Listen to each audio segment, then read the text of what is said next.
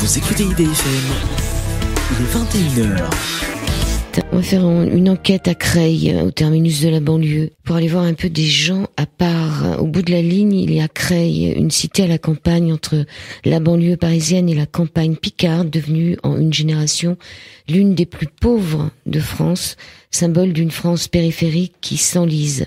Pendant 4 ans, Floriane Louison a enquêté au cœur d'un huis clos local et livre le récit de la relégation sociale, économique et politique qui touche aujourd'hui une partie des Français. Pourquoi un au-delà du miroir sur des gens à part? Parce que c'est quand même un au-delà du miroir de tout ce qu'on peut penser de Creil, comme on pourrait penser de Dreux, de toutes ces villes qui sont pas encore à la campagne et qui sont déjà plus vraiment en banlieue. Floriane Louison, bonsoir et merci d'être avec moi ce soir. Bonsoir, merci à vous. Alors racontez-nous comment vous êtes retrouvée à enquêter sur Creil. Au tout départ, après mes études, mon premier poste de journaliste, ça a été au Parisien, qui a des éditions locales dans toute la banlieue parisienne. Moi, j'ai été affectée à la rédaction de Creil, qui n'est pas vraiment la banlieue parisienne, c'est déjà la Picardie, mais qui est intégrée pour des raisons historiques aux Parisiens depuis toujours. J'ai commencé à travailler à Creil en faisant des sujets de localière, des sujets du quotidien. J'ai évolué aux Parisiens avant de le quitter et de retourner à Creil pour faire un long format sur cette ville. Des gens m'avait frappé. Des gens à part. Alors, oser Creil, 25 minutes de Paris, c'est ce qu'on voit en arrivant à Creil, 25 minutes de Paris en train. Je crois que Creil, qui est pourtant assez loin de Paris, a encore c'est le terminus du RER, duquel, du D, non? Exactement.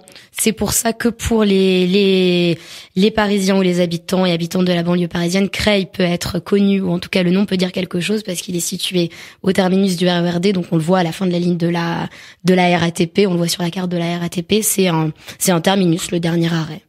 70 km de Paris, mais relié à la capitale. C'est pas une ville complètement... Toujours en zone 5? Oui. La dernière zone. Elle a été, c'est bien qu'ils aient mis des zones, qu'ils aient dézoné un peu. On les appelle les Creillois. Il y a 70 nationalités. Oui, alors c'est lié à Creil. La première chose, et c'est un des thèmes centraux de mon livre, c'est que c'est une ville industrielle. En tout cas, ça a été une ville industrielle, de l'industrie lourde, automobile et métallurgique. Et dans les années, à partir des années 50, les industriels locaux ont recruté une majorité de leurs manœuvres à l'étranger, ce qui a créé des vagues d'immigration importantes dans ces années-là et qui expliquent en grande partie aujourd'hui le fait que ce soit une ville très multiculturelle avec 70 nationalités. Et puis ensuite, voilà, il y a eu d'autres phénomènes qui expliquent cette mixité, mais c'est un des phénomènes marquants à Creil, le fait qu'il y ait 70 nationalités, presque le monde entier représenté. Alors vous avez donc enquêté de 2012 et jusqu'en 2017. Oui, exactement. 5 ans. Vous avez rencontré énormément de monde. Énormément de travail fait au niveau de ces fermetures d'entreprises, on peut dire. Il y a plein d'usines qui sont fermées. Vous êtes en train de travailler sur un prochain livre sur Chausson. Vous opinez de la tête, mais ça s'entend pas à la radio. Hein. Vous dites, vous êtes journaliste. J'attends la question. Non, voilà, vous êtes journaliste écrite. Alors, il y a des gens que vous avez interviewés qui vous disent que la plupart des gens qui ont été licenciés divorcent. On est d'accord, ça c'est peut-être étonnant, et qu'il y en a qu'un sur 2 qui retrouve du boulot. Vous avez enquêté sur qui? Vous avez pris les gens dans la rue? Comment ça s'est passé? Alors ça dépend des sujets. Pour commencer sur la question industrielle, c'est un thème central de mon livre parce que c'est le phénomène le plus, selon mon enquête, le plus central à Creil pour expliquer ensuite tous les autres phénomènes que j'ai voulu aborder, qui sont pas seulement des phénomènes locaux, qui sont des phénomènes nationaux. C'est-à-dire que la désindustrialisation déjà est un phénomène national, et ensuite tous les autres sujets que j'aborde, qui sont liés à la relégation d'un territoire sont aussi des sujets nationaux. Sur la question industrielle, au niveau de ma démarche, ça a été de rencontrer le plus de monde possible. J'ai rencontré déjà je pense des dizaines, voire peut-être des centaines de témoins lorsque je travaillais au Parisien. Et comment vous les rencontrez? Dans le cadre de tous les reportages que j'ai pu faire, le journalisme local a un avantage, c'est que c'est un journaliste de terrain. Ça veut dire que, surtout dans une ville comme Creil, où il n'y a pas d'institution, il n'y a pas vraiment d'interlocuteurs officiels, tout se passe sur le terrain avec les habitants et les habitantes. Donc pour trouver les sujets et pour alimenter le journal au quotidien, il faut en permanence être dehors, trouver ces informations dans les cafés, trouver ces informations discutant sur le marché. Donc c'est vraiment un travail de terrain au quotidien où on rencontre tous les jours des nouvelles personnes.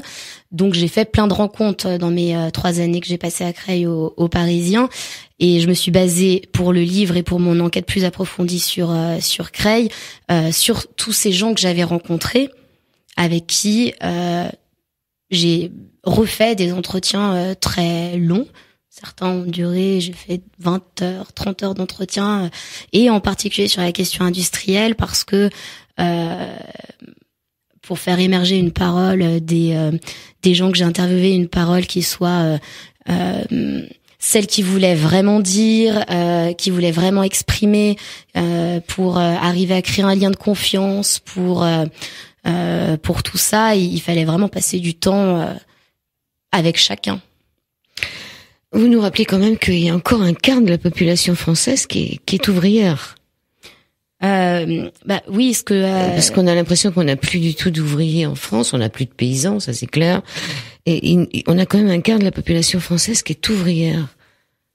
Oui, c'est ce que je voulais dire quand le livre il s'appelle Des gens à part, parce que mon sujet central c'est ce sujet de relégation.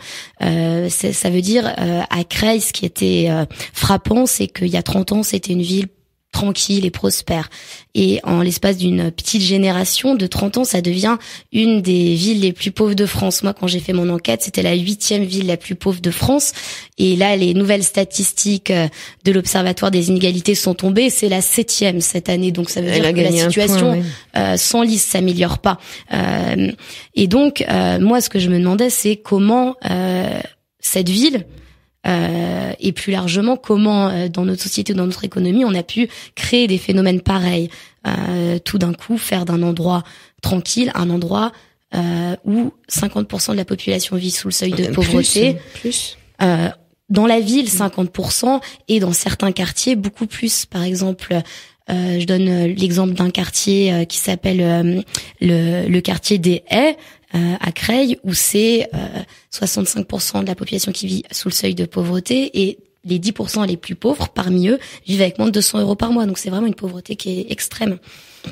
Donc il y avait ce phénomène de montée de la pauvreté, de montée du chômage très rapide et massive. Et puis à côté, il y avait d'autres phénomènes qui étaient emblématiques, notamment la constitution d'un réseau de grand banditisme à Creil, un vrai réseau de grand banditisme structuré et international. Et la question, c'était comment, dans une ville de province de 35 000 habitants, c'est-à-dire une ville moyenne et sans histoire, on avait pu en 30 ans voir émerger un réseau pareil. La doublette, c'est ça, la doublette belge? Oui, notamment. Alors, racontez-nous, parce que moi, je l'ai découvert, cette doublette belge. Donc, c'est surtout de voler des voitures.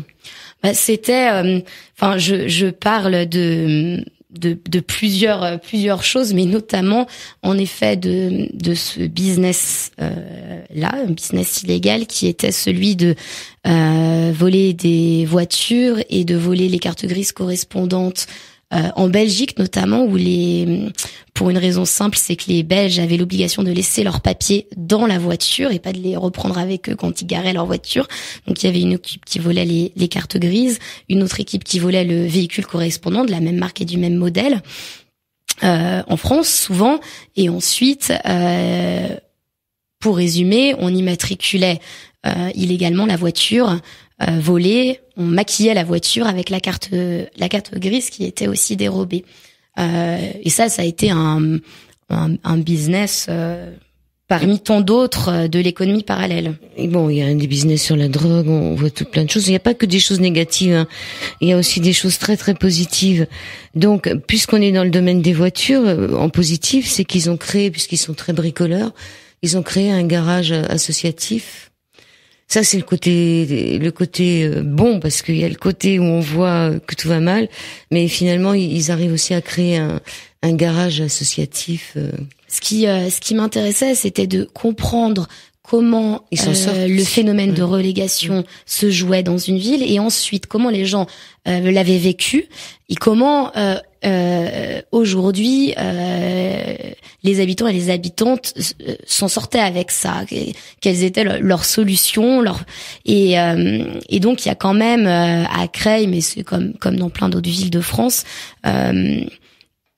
de l'inventivité et de l'imagination, de l'esprit d'entreprise, et il y a aussi ce qui est très très marquant, une solidarité très forte qui s'incarne avec un tissu associatif qui est actif, qui s'incarne aussi avec une solidarité entre les citoyens importante entre eux, aussi par une solidarité communautaire.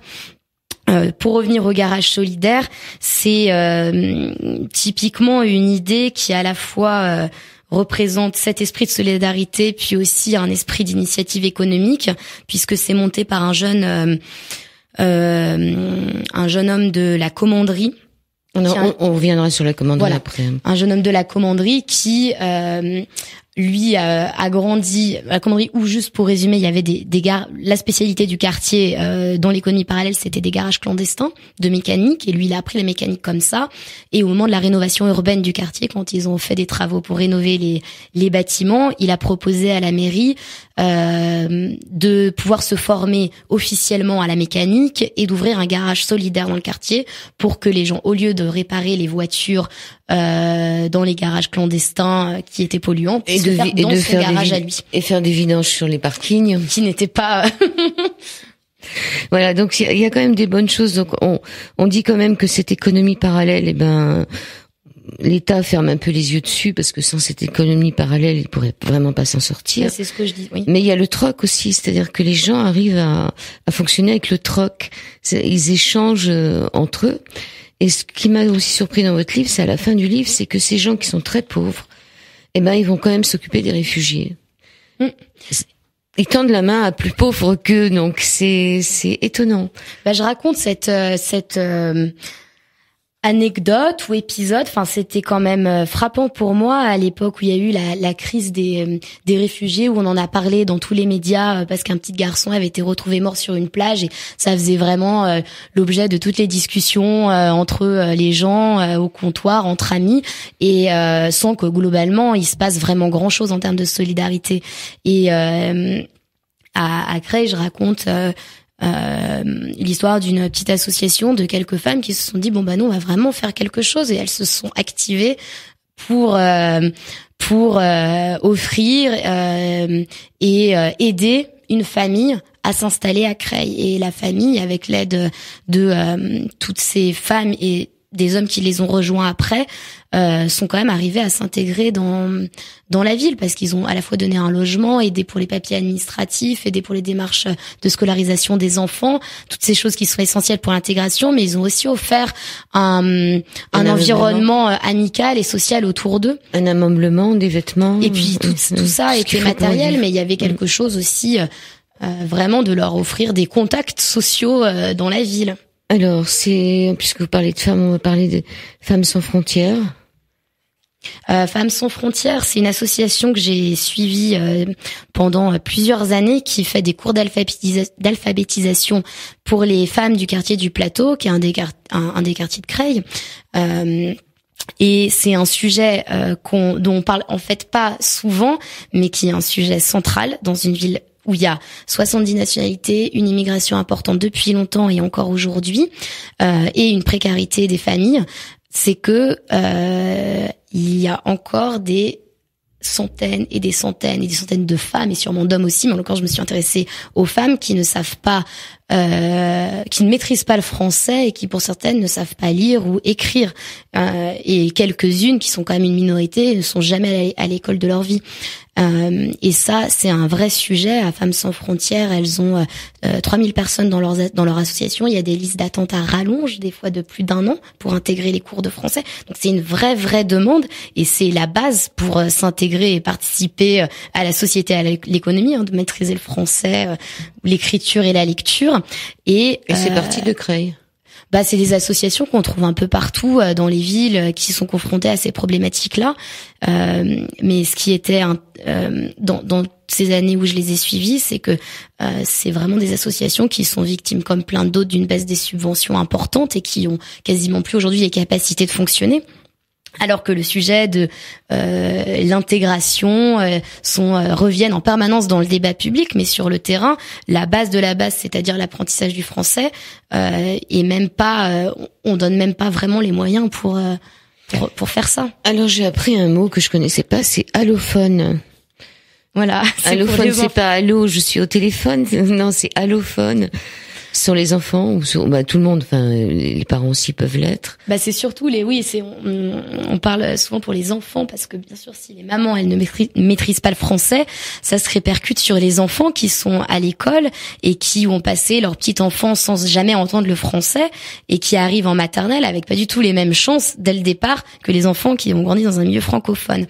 Donc on dit que ce sont des enfants allophones. Donc ça concerne ces enfants qui sont nés en France mais qui n'ont jamais parlé français, ou alors les enfants qui arrivent de l'étranger et qui doivent passer par souvent 1 année ou parfois 2 de classes allophones, qui sont des classes spécialisées pour ces enfants-là.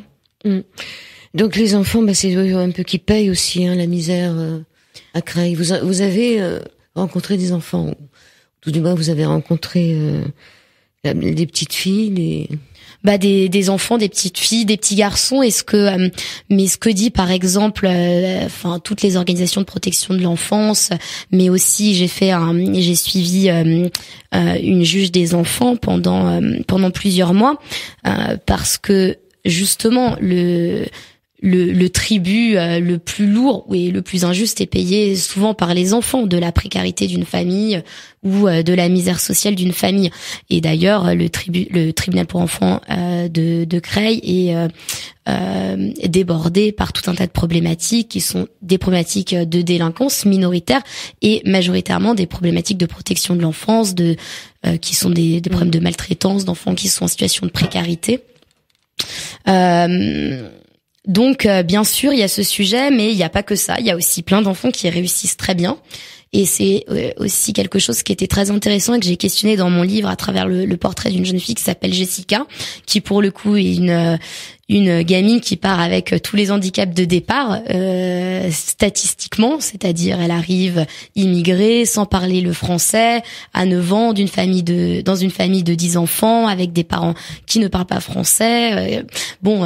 Sur le papier, c'est mal parti, et pourtant, c'est une jeune fille qui a intégré Sciences Po, Paris, qui a fait des études brillantes et qui réussit très bien sa vie. Alors, et c'est pas un cas exceptionnel, c'est pas la majorité, mais bon, il y en a quand même tout un tas qui réussissent très bien. Donc, je me suis aussi posé cette question de qu'est-ce qui, chez eux, avait fait déclic, qu'est-ce qui les avait fait réussir. On verra en deuxième partie d'émission un peu comment ils arrivent à s'en sortir. Sur l'antenne d'IDFM 98 de la Bande FM, deuxième partie de C'est au-delà du miroir. Nous sommes à Creil, dernière station du RER à 50 km de Paris. Et c'est ce que nous raconte Floriane Louison, ici présente. Elle nous ramène les témoignages de Jean-Michel qui raconte la fermeture de son usine, José avec l'arrestation de son premier goût fast, Jessica dont on a parlé en première partie et ses années ZEP, Nesrine lui a voulu parler des métamorphoses de son quartier d'enfance, Bilal du succès de son ONG musulmane et Mohamed de son potager avec sa grosse courgette énorme, son petit coin de paradis. On va peut-être repartir un peu sur cette fameuse commanderie. Je vous disais, est-ce que c'est la famille Rothschild qui a construit ça? Puisque les Rothschild... Non, pas la commanderie, c'est le plateau. Voilà, donc le plateau, c'est la famille Rothschild qui avait besoin de main-d'œuvre à l'époque, qui a construit un plateau. Comment ça s'est passé? En fait, plus exactement, quand le train est arrivé, le chemin de fer est arrivé à Creil en 1846, donc à l'avant-garde, parce qu'à l'époque il n'y avait pas beaucoup de chemin de fer encore en France. Creil, c'était une sorte de gros village sans grande activité économique. Mais quand le train s'est arrêté dans cette ville, ça a suscité tout de suite l'intérêt des industriels qui ont commencé à installer des usines. Et comme il y avait des usines, il y avait besoin de manœuvres.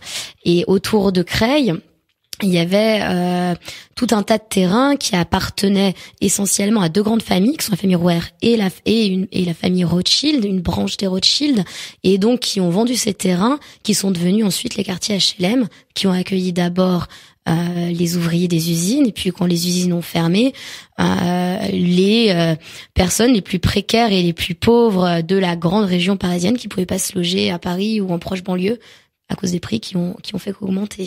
Ok, donc ça c'est pour les Rothschild, mais après cette commanderie, c'était mis à la disposition pour que les gens puissent acheter. La commanderie, oui, c'est complètement différent. Souvent, quand on parle de banlieue, on parle des quartiers HLM, mais il y a toute une autre, il y a aussi un autre sujet qui est celui des copropriétés privées, c'est-à-dire que dans ces années 60 prospères où les gens avaient des emplois stables et puis commençaient à avoir des payes qui pouvaient leur permettre d'acheter un appartement, ils étaient incités à acheter. C'était l'époque du tout propriétaire. Il y a eu tout un tas de copropriétés qui se sont installées typiquement dans des villes comme Creil. C'est le cas de la commanderie. Où des petits propriétaires ouvriers ont acheté des appartements dans les années 60-70, sauf que avec la casse industrielle, la montée de la pauvreté, ils ont fini par plus pouvoir payer leurs charges, plus pouvoir payer leur. Mais c'est pire que ça. C'est pire que ça. C'est que quand ils se sont installés dans les appartements, ils étaient pas finis. Non, mais déjà, il y a sur la commanderie, c'est un cas particulier de personnes qui étaient pas habituées au fonctionnement des copropriétés, qui ont acheté sans se renseigner, avec des notaires qui faisaient ça à la chaîne, personne les a informés correctement, et en l'occurrence cette copropriété était une arnaque dès le départ, c'est-à-dire qu'ils sont rentrés déjà dans une copropriété qui était un gouffre financier, et le fait que en plus les copropriétaires se soient appauvris ensuite, ça a fait qu'enliser la situation, et la commanderie dans les années on va dire à la fin des années 90 au début des années 2000, c'est le pire endroit en termes d'insécurité, d'insalubrité, de dégradation des bâtiments de l'agglomération creilloise. Et c'est pas les quartiers HLM. Et d'ailleurs, et c'est invendable. Hein, et ils se retrouvent avec des c'est un vrai cercle. C'est un cercle vicieux. Ils peuvent pas en sortir. C'est un vrai cercle vicieux, une copropriété, parce que pour l'entretenir, il faut payer des charges. Sauf que quand on se rend compte que c'est une arnaque et que dès le départ le promoteur, ce qui a été le cas pour la commanderie, a laissé une dette, on veut plus payer ses charges parce qu'on veut pas payer une dette qui est injuste. Ou alors on n'a plus les moyens de payer les charges. Donc moins on paye de charges, plus la copropriété s'endette, plus elle s'endette, moins il est possible de entretenir, et plus elle se dégrade, et etc. La situation s'enlise et on arrive à une copropriété qui est en plus complète, où les pouvoirs publics ne peuvent pas intervenir. On peut pas dire à la mairie faites quelque chose, passez un coup de peinture. Non, c'est que les gens qui peuvent s'occuper les habitants qui peuvent s'occuper de cette copropriété qui n'a pas d'argent. Donc voilà, la situation, c'est complètement enlisé à la commanderie à cause de ça. C'est-à-dire qu'on voit quand même dans votre livre que l'État a donné de l'argent pour un peu ces banlieues en péril. Mais il y a quelqu'un qui dit dans votre livre qu'ils mettent des pots de fleurs et ils repeignent les volets, mais que les canalisations sont bouchées. Et ça, c'est tout le problème c'est tout le sujet donc de la rénovation urbaine, parce qu'il y a eu un plan en 2005, le plan Borloo, pour lancer une rénovation ambitieuse des quartiers. Ils ont mis beaucoup d'argent, mais la priorité, et c'est très flagrant, enfin en tout cas moi je connais pas ce qui s'est passé dans les autres quartiers, il y a sûrement eu des réussites, mais à la commanderie, ce qui a été dénoncé beaucoup par les habitants, même s'il y a aussi des réussites et qu'il y a des choses qui ont été faites, c'est c'était d'abord politique. Il fallait déjà montrer montrer que ça avait été rénové, qu'on faisait quelque chose. Donc on a commencé par les façades avant de commencer par les canalisations. Et 10 ans après la rénovation, le début de la rénovation, donc après 10 ans de chantier, il y avait encore des problèmes d'inondation et de canalisation qui fuyaient ou qui remontaient dans le quartier, alors que les gens avaient des nouveaux pots de fleurs et des nouvelles façades. Ça fait joli à l'extérieur. Ça faisait joli à l'extérieur, mais à l'intérieur, il y avait les canalisations des eaux usées, c'est-à-dire des toilettes des gens qui remontaient dans les baignoires et qui rendaient la vie infernale. Donc c'est quand même ça qui est dénoncé tout le temps sur la politique de la ville et la rénovation urbaine, c'est de ne pas avoir pris en considération les besoins des habitants et d'avoir pensé par le haut des dispositifs qui étaient dans l'intérêt aussi des politiques. Est-ce que Mohamed vivait dans la commanderie suivante? Alors Mohamed, c'est une des personnes que j'ai interrogées sur le quartier de la commanderie qui est arrivé lui au tout début. En 90. Oui, pas au tout début, qui est arrivé en 90, qui lui est un ouvrier de la région parisienne, qui a mis assez d'argent de côté pour s'acheter un petit appartement et qui trouve quelque chose dans ses moyens à la commanderie avant que la situation s'enlise et que son appartement devienne invendable et que les conditions de vie soient difficiles dans ce quartier. Et lui, voilà, il va dire un moment. Il a un petit jardin et donc il montrait une pomme à un moment en me disant la commanderie c'est comme cette pomme, et la pomme était jolie sur le côté droit et moche sur le côté gauche puisqu'elle venait de se faire manger par un ver, et il me disait ça, la commanderie c'est comme une pomme qui est jolie de l'extérieur mais à l'intérieur le ver est toujours là. Je crois que je le cite pas exactement précisément, mais c'est vraiment ça. Ils ont rénové les façades à la commanderie, mais est-ce que le problème de fond est réglé? Oui, puis alors on se pose la question. Ni le chômage ni la pauvreté ont changé. On se pose la question à la page 107, en 90, donc Mohamed fait partie des 88% d'immigrés qui habitent le quartier, c'est-à-dire, selon la définition de l'INSEE, nés à l'étranger et vivant en France avec la nationalité ou non.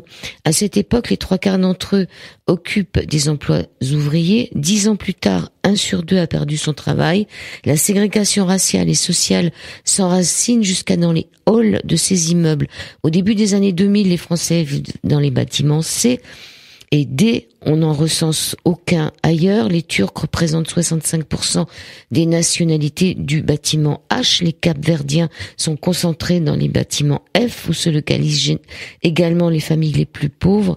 Dans cet immeuble, 36% des habitants déclarent n'avoir aucun revenu, écrit l'historien local Jean-Pierre Besse. Comment ça se fait qu'on a fait des ghettos, c'est-à-dire qu'on les a parqués plus ou moins dans des bâtiments?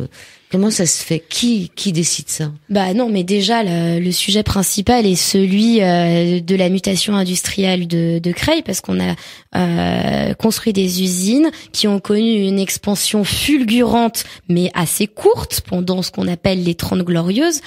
Typiquement, c'est le cas de l'usine Chausson, qui est une usine automobile, qui était une petite usine dans les années 50, qui tout d'un coup, avec l'expansion de l'automobile, devient un énorme ensemble industriel qui embauche 5000 personnes, alors que 10 ans auparavant, il y en avait 500. Et toutes ces personnes qui ont été embauchées ont été des personnes qui ont été recrutées pour quelques-unes des campagnes picardes autour de Creil, mais quand même pour la très grande majorité à l'étranger. Et une fois que ces usines ont décidé de fermer pour des raisons de mutation économique, c'est tous ces gens qui sont venus travailler à Creil se sont retrouvés ici, mais sans emploi. Donc et il n'y a pas que, il y a aussi les commerçants qui perdent 30% de leur chiffre d'affaires. Bah c'est un vrai raz-de-marée. Tous les bistrots qui ferment, puisque il y avait autour de derrière la gare, la rue des usines, il y avait énormément de troquets pour que les gens puissent se retrouver. Et Creil par lui-même devient une ville un peu fantôme. Les boutiques, tout ferme. Bah c'est vraiment ça. Quand je parle de casse industrielle, c'est vraiment une destruction massive, rapide et violente de l'emploi industriel, qui était la majorité de l'emploi.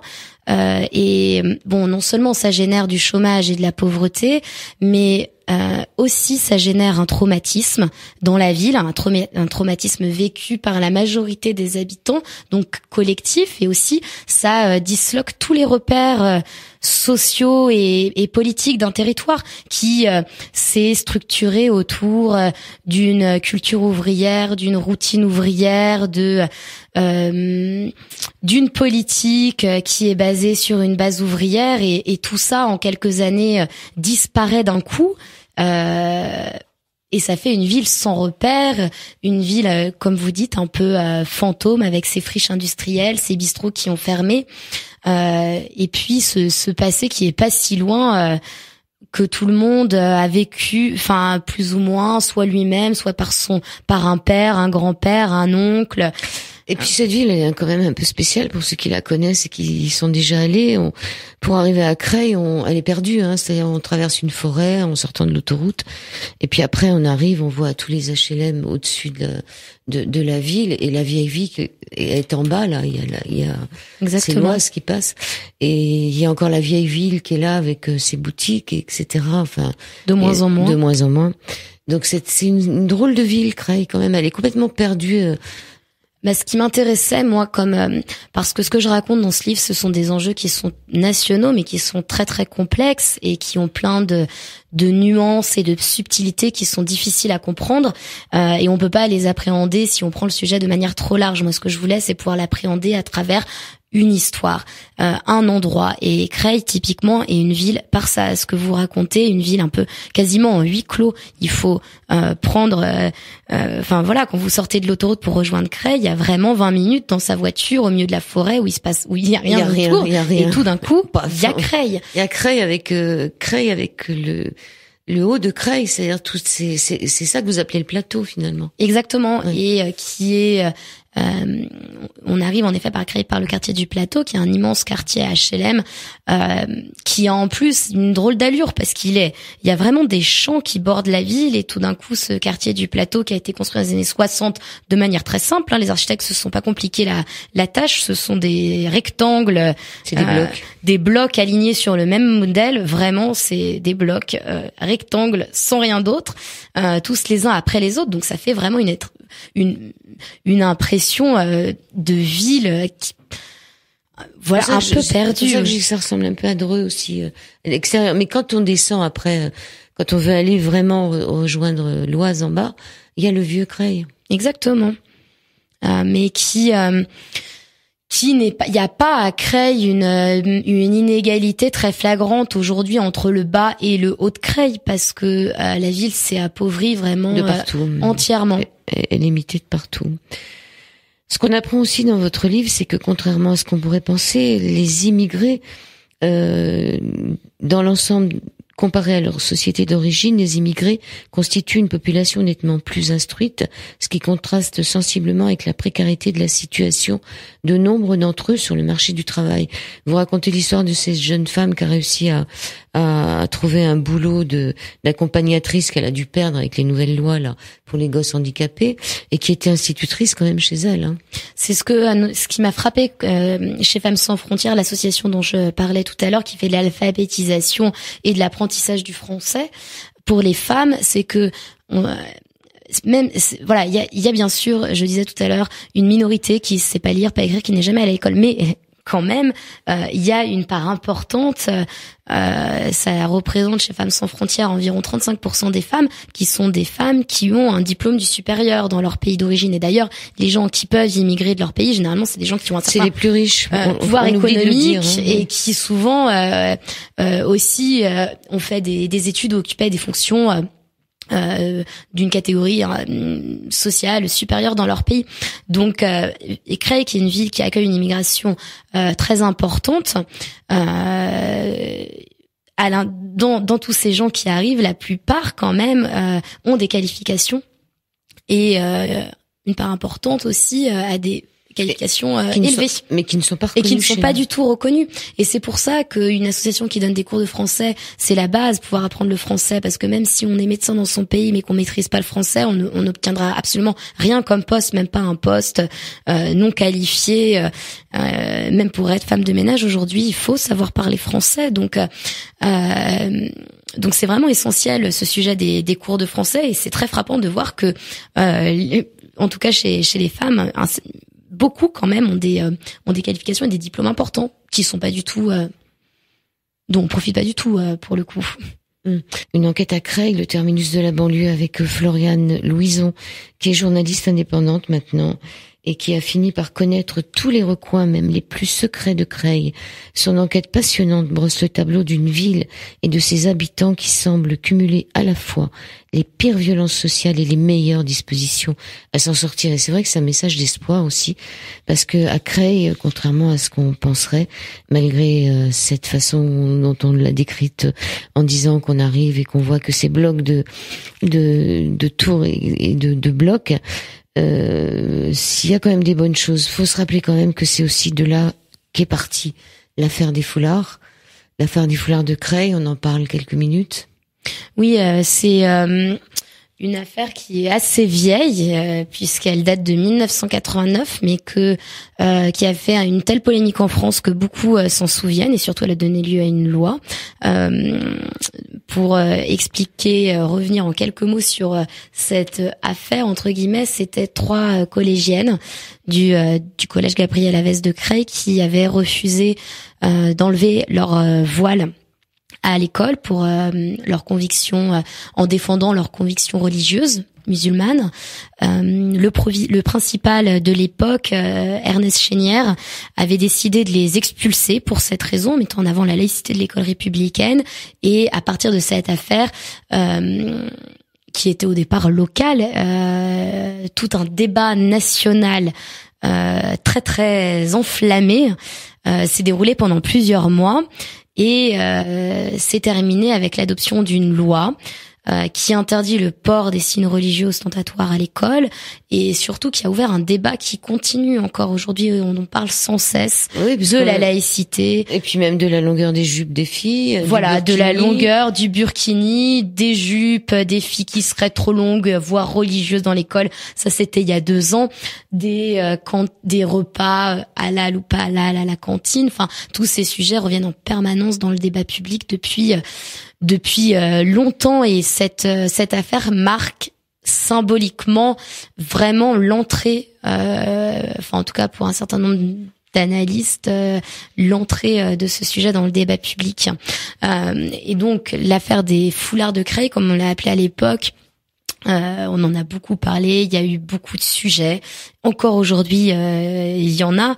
Moi, ce qui m'intéressait, c'était vraiment pas cette affaire en soi, ni la question de la laïcité à l'école, mais comment le sujet avait tourné à ce point à la polémique, et à ce point à des divisions idéologiques dans les partis, dans les associations, et aussi à l'intérieur de la ville, parce que une affaire comme ça qui a été très médiatisée, qui a été si forte, ça laisse des traces. Oui, et puis les gosses étaient contents de passer à la télé le soir. Enfin, oui, et c'est vraiment quelque chose dont on parle encore.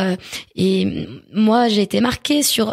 On s'en rend pas compte, mais quand on passe du temps dans une ville, il y a des événements comme ça qui laissent des traces dans la mémoire collective locale. Et la fermeture de l'usine Chausson à 95, les gens en parlent assez souvent encore, et alors que c'est vieux. Et cette affaire de 89 des foulards, c'est pareil, c'est un sujet qui revient. Alors il y a aussi le Tabligh qui était là à une époque. Ce que je voulais, c'était retracer tout le contexte de ces années 80 à Creil, avant que cette question du voile à l'école émerge, qui en fait était anecdotique finalement, mais qui apparaissait dans un contexte très tendu.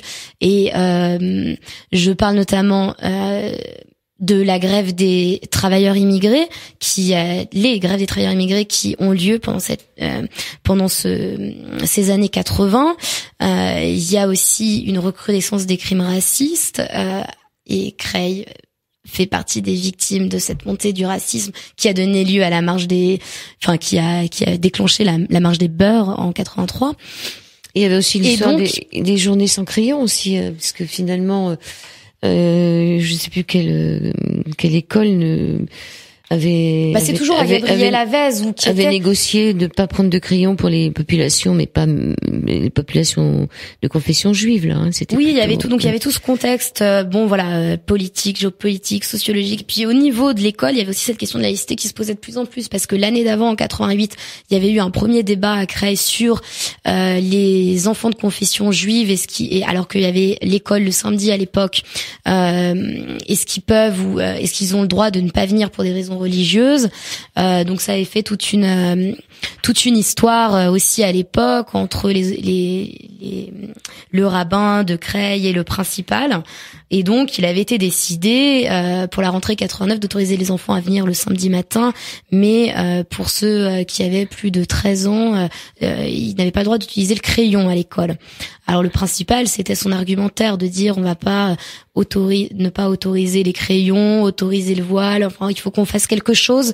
Il faut qu'on décide que la religion n'a rien à voir à l'école. Donc au départ, c'était ça. Mais après, le débat a été instrumentalisé et puis a été complètement centré sur la question musulmane aussi. Il nous reste peu de temps. On va quand même parler, ça me semble intéressant, de cette association Humain Charity, qui est intéressante. Si vous pouvez développer, parce que c'est une façon de faire payer l'aumône.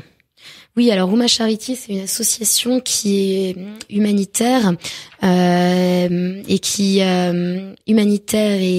qui est fondée sur des principes religieux musulmans où dans la religion il y a ce qu'on appelle une aumône où chaque pratiquant doit verser chaque année un montant qui doit être de charité pour être distribué aux plus démunis.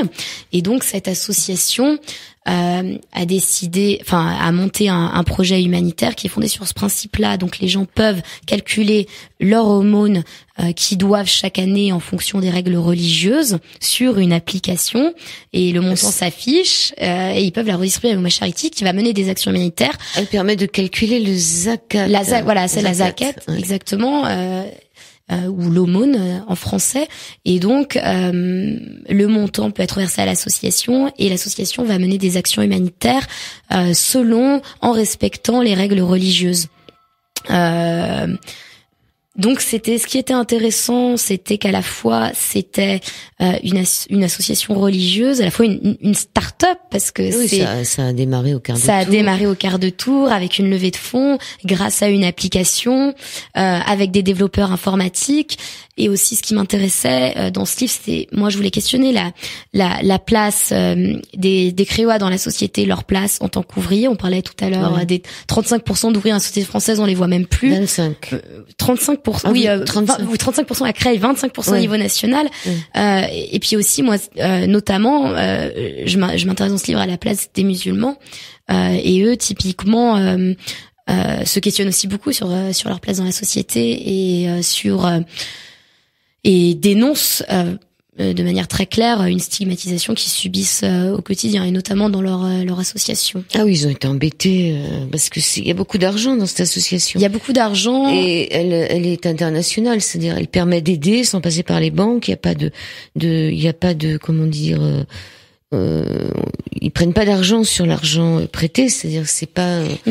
Non, elle a fait l'objet de soupçons très importants qu'elle est arrivée à surmonter, mais elle a dû vraiment montrer patte blanche. Après, il y a un contexte en France d'attentats, aussi sur les associations humanitaires musulmanes,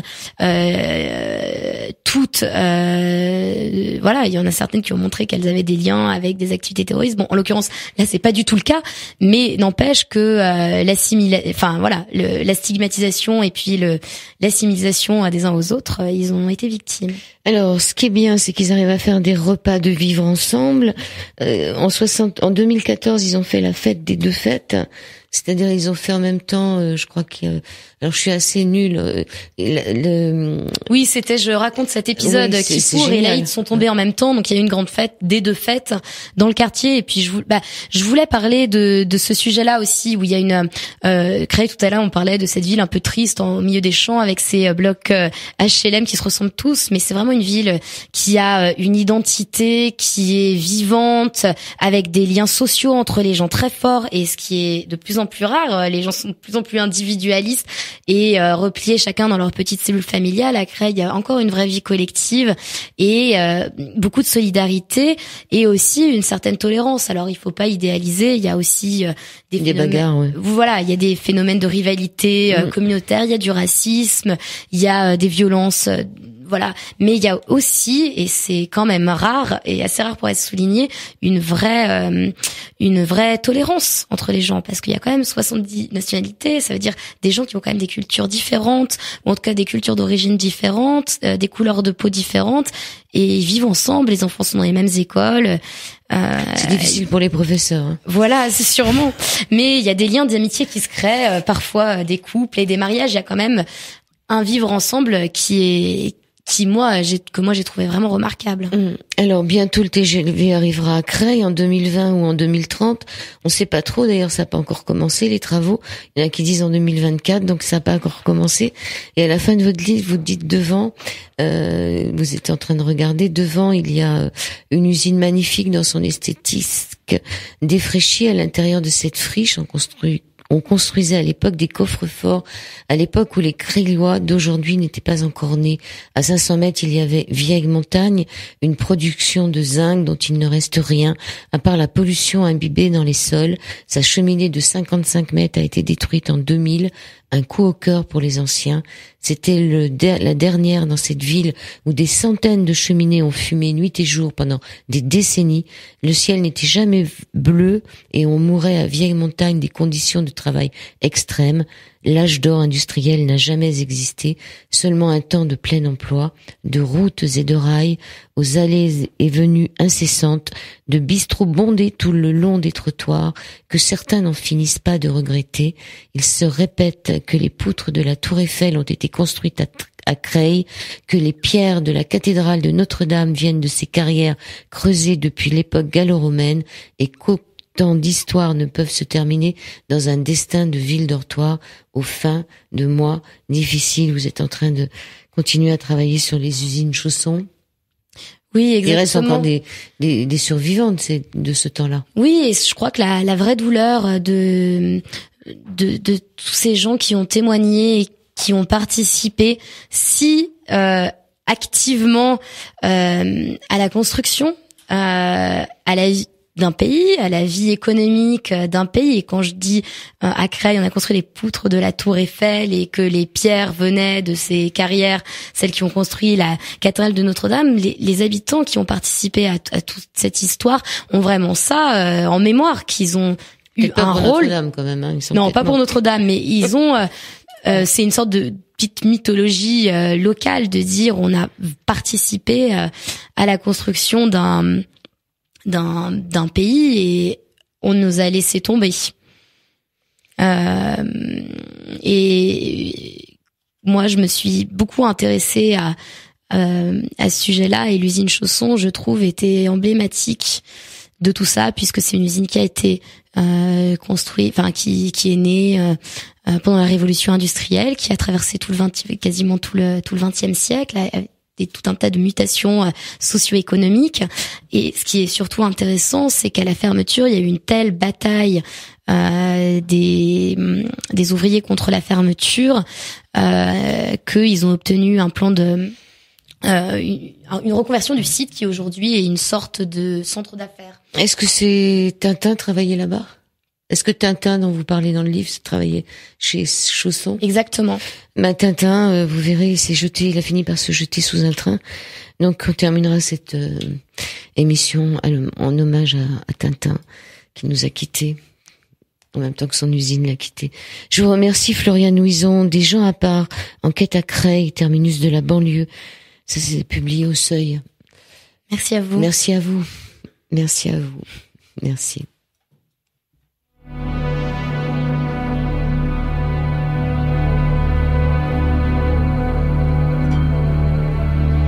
Sur les 98 MHz de la bande FM, chargez-vous en ondes positives.